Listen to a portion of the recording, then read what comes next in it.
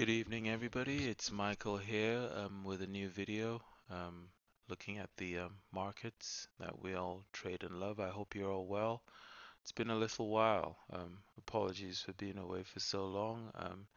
It's been a little bit hectic personally, but things are beginning to settle down at the moment. So I thought I'd release a new video taking a look at some of the markets. There's been some movement, lots of things have been happening. So let's get to it. So we'll start with an increasingly popular market, Bitcoin. We're taking a look at the weekly chart. Now this zone is not fully formed yet because we still have this weekly candle being live, and we can see the daily view of that market here. And in terms of supply, let me just put in these lines. This is what would be the supply we would look out for if and when this week does close. This is what it looks like. And in terms of demand, there is demand here going forward. So this is where prices are likely to trade to and from at the moment. If prices rally up, we would be looking to short into this area. Again, ideally we want this week to close similar to where we are now, if not even bigger. But we'll have to wait and see that. Now we'll see that the momentum to the upside is already broken, so there will be sellers up in here, even if prices do retrace this week. Now, if they do retrace at any point, we're looking into this area, and you may want to use a bigger time frame to clean up this area, but we're looking around this area on the 4-hour chart to try and catch that. Alternatively, just waiting until prices return into the supply on the weekly level, and then looking for new opportunities to form. But this is what we're looking at for Bitcoin. It's had a bit of a rough ride lately, but as we can see on the bigger picture, we're coming up into such a big area of supply up into this area here, that it's hard to pinpoint into that area. But when you go down to the weekly, the picture does become clearer, and we can see why prices have been falling. We will have a little bit of demand in here, and if you can see it on the daily, there will be demand, a little bit of demand, or I should say there should be, around where we are right now, because of these two levels that are in here. And then of course we have some more down in here as well. So let's watch as prices come down. Remember, we said there is some supply up in here, but right now it's not the best time to be looking for selling opportunities in the short term. If you're looking for short-term income, probably best to watch it on smaller time frames. And if the trade plan allows you to go against the trend on the daily, then by all means patiently watch to see if there will be opportunities in there to get a buy. Okay, so that's Bitcoin. Spent a bit of time there. And looking at the US dollar, as we've talked about, I think several weeks ago now, at least in the group that I run, the roundtable, we have been looking at this level of supply. We can see prices have been grinding up into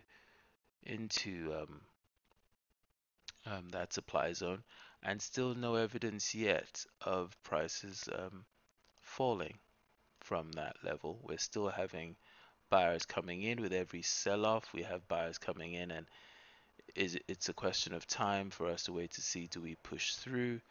At the moment, buying still seems to be the higher probability trade. As you can see, every attempt to sell off has been met, and we're getting higher highs and higher lows. That's on the big picture chart. If we take a more granular view, this is a level that we talked about. These are all roundtable levels. These are levels that we talked about for short-term trading. Let me just get that chart. So we have the daily level that's still holding. We have the demand down there and the supply, and they're both still holding. And prices have been ping-ponging between those two levels, which has made for some interesting trades on the euro USD in particular, and we'll see in a second. So that's what it is. The way it is now, with where the dollar is, might be advisable to wait to see if this area holds yet again, given the slow approach into it, or does it push through with buyers stepping through? As I said before, right now, selling has not proven to be, at least in the bigger picture, has not proven to be the way to go. In the shorter term, of course, there have been trades back and forth at smaller time frame levels. But let's take a look at the euro, what we were talking about. So a new level, this was a level we were talking about in the group. I believe it was Sunday. So a new level form, you see where the circle is. We were looking at a level in here at the time. Prices were down here, but prices, I was saying at the time to the guys to watch this area, see how it forms, if it forms a demand or if it does form a supply. It formed supply, and as you can see, prices have returned straight back into that area, and they've fallen. Now since then, we have created new supply. In fact, some of you may want to draw it like that, which is the wider version. If you want to tighten it up, that will be the way to go. So we have created some more new supply into this level, so it's an area to watch definitely if prices do return back up into this area for selling opportunities. So that's on the euro. Ideally, you'd want prices to move down a little bit further, but even if they don't, given the trends on the big picture at the moment, you may want to look for smaller time frame sales in here or taking the whole zone. But that decision, of course, will be up to you. We still have, bear in mind, we still have this demand area pretty much still holding and yet to be removed totally. So any bounces, if it's going to be broken, this area is the area that's going to remove it. So I would keep an eye on that. Yeah. Going to the Aussie. So the Aussie is one I wanted to point out to you guys. We are watching an area in here that would be, I believe, on the 60. We're looking at that level there for a possible short. You can see on the big picture it's still all down. On the daily has gone a bit sideways, but it's beginning to also form new supply on the daily. Again, not fully formed yet. We want a much more bigger move away from this level so we can wrap lines around this area here on the daily. But on the 60-minute, we do have a clearer picture of a drop-based drop supply zone that looks pretty well formed. So keep an eye on that one, and we'll see how we get.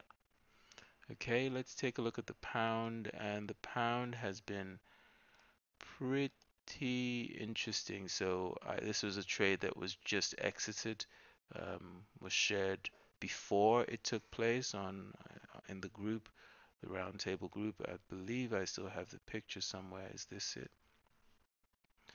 Let me see. So that was the picture of the trade as it was taken. This was yesterday, which was the 24th of September. So this was the picture that was shared into the group as the trade was shaping up, and this is the outcome. So that trade's all completed. I've exited the final position, everything down in here. So that worked out pretty well. And looking at the big picture, one of the reasons I exited was obviously where prices were arriving at. We still seem to have a bit of room to go, but this market is now losing its downside momentum, at least for the time being. We are still forming supply. This area on the daily is one to watch. If we close as we are, there will be sellers up in here. So looking in here on a smaller time frame, maybe the way to go. There's lots happening. This is quite a busy market with all the news about Brexit happening lately. It's not so much interested in what will happen with Brexit, as much more interested in how the market reacts to all of that news. So just trading the levels as we see them is what we've been doing so far. All right, so let's move on to the US dollar Canadian. Nothing on the pound.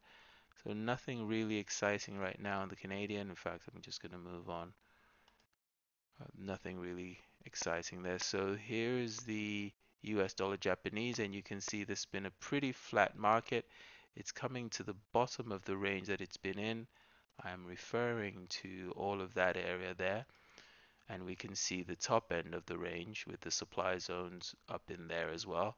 So it being down there, we were talking in the group about a level in here. I believe that was that a 4 hour? Was that a 4 hour, 12 hour? I'm not sure now. I think it may have been this 4 hour level in here we talked about over the weekend.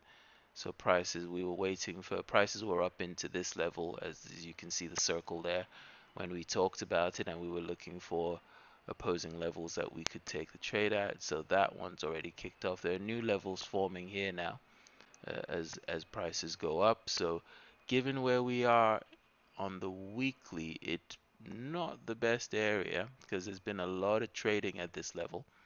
Let me show you what I mean if I blow up the chart a bit. So all of this area, there's quite a lot of trading that's happened into this area.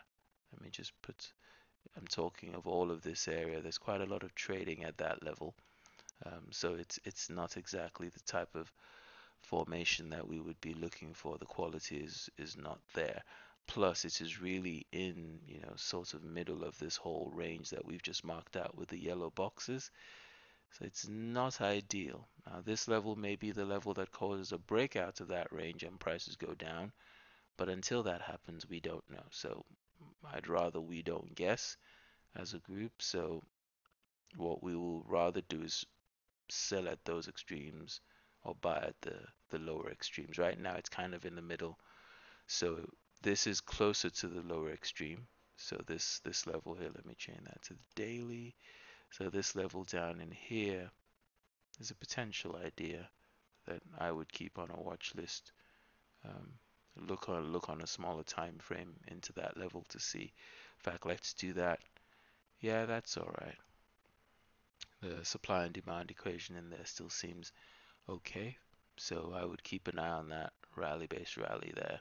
And of course, you still have the drop-based rally below that. So those two levels there will be one to watch. Let's take a look at the New Zealand US dollar. So again, we were looking at a level to short here from over the weekend. Prices didn't quite make it back to the ideal entry we wanted. We did mention this zone, although for some reason never put a circle around it, but I wasn't going to short this anyway. I really wanted prices to come up to that level, but we did highlight the possibility of prices getting there to that one, which is why we're pointing out at some of these levels in here. You can see the levels we marked off that I wasn't keen on them because of the structure, the location, and all of that. And you can see on the daily with prices being down on these two time frames that selling was the more appropriate action to take, which is why we were looking for the short. But that one never triggered, so it never got hit. Now, is that level still valid? Well, we would have to reevaluate when prices get back up there, if they do get back up there, whether it's worth taking the trade or not. Does it meet the criteria regarding the location, the trends, the quality of the zones, all those things. And US dollar Singapore, nothing really there. Looking at gold, so again we were looking at gold as a possibility to go long on the big picture. Looking at gold, we have supply above at these levels and demand closer down. These lines have moved a little bit. So we're looking in down in there for possible demand. So we're kind of stuck in between the two levels. You can see here on the daily that the market has gone flat. Now it's pulling back quite hard now, and you can see the levels we have marked down in here as potential ideas. Didn't quite hit the supply we wanted to which is why we put the question mark we wanted to short at. I even preferred the higher one, but given where we are now, it's looking more like a buy is the way to go for sure. So, and we were pointing out the structure that this may be playing out for people, but We don't know any of this yet. We are merely pointing out what other people may be seeing and looking at. So this market has hit into new demand in here. So buying some gold now may not be such a bad idea at all. Given where we are, there's a decent profit margin to um, to target. We've taken out supply, so it's not a bad idea for me to go and start looking for trade entries to go long on gold at all, on smaller time frames, or even this time frame even. Yeah.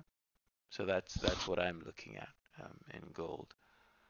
Let's see if that level holds, and if it doesn't, then we'll just look for opportunities to buy it at a later time. It may be that prices need to come back down into this weekly demand level, and then in that case there'll be possible opportunities if the trade plan allows to get short and take the trade back down to this level and then start looking for buying opportunities from that level. So who knows how the market will play out, but the important thing is that we are ready when it does play out. So gold is potential for a long there. And for silver, similar. So silver is coming off of supply. It's coming off of supply. We have come into some demand as well, and you can see that even on the daily, it's coming into demand in here. So again, looking for potential long opportunities in silver from those levels now that we've arrived back there. So on smaller time frames, going and using the skills we have in timing, in market timing skills, using supply and demand to see if we can get more precise entries. So I'll take one more chart, which would be, let's look at the equity indexes. Let's look at S&P 500. So the S&P 500 is beginning to show a little bit of weakness. We still haven't, properly descended. We can see the consolidation here, but it's met with resistance at these all-time highs and pulled back. We haven't seen, that fearful selling that normally comes into a market if there is going to be panic selling. We haven't seen that flush out those big candles. But note that we are into some supply up in here. So is this the beginning of a turn? It may be, but I definitely want us to have more evidence um, before we make major bets on the short side. Small bets, okay, fine, but in terms of a change in this long upturn trend, it's not quite enough yet. We would need to see a lot more downside movement before we can confirm that. It may be that the people who bought the breakout above this area, which is why in the round table we have this area marked, have they been caught up in here? Only time will tell. Is this going to be a bounce from this demand that's been penetrated through but not definitively, taken out? Of course, there are no buyers left at this level. The buyers are found below it. But if we have a push out, it'll be because, people were stopped out. There were stops that were placed there that have now been stopped out. So time will tell is what we're saying on the equity indexes. Of course, with the Fed and their rate cut, they've injected some liquidity, and they probably will be doing more of that going forward. Who knows? We'll see. It's election year coming up as well, so all of that will play in. So I'm going to end the video there. Thank you all for all the well wishes, those of you who've been in contact with me.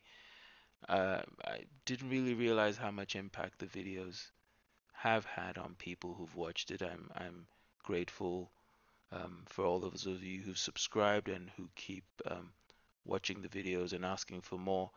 Hit me up, suggest ideas of videos, what you want to see regarding supply and demand. Please subscribe to the channel if you haven't already. Give us a like, help those algorithms to get the videos, and hopefully we can do some more of this as well. So thank you all again. To those of you who continue to contribute on the trading institutional order flow thread on forexfactory.com, That's where we hang out as much as we can, posting from time to time. Lots of people developing in there. So again, grateful to all the contributors. Um, don't be a stranger. All right. Trade safe, trade well. Speak to you all soon. Thank you, everybody. Have a good weekend.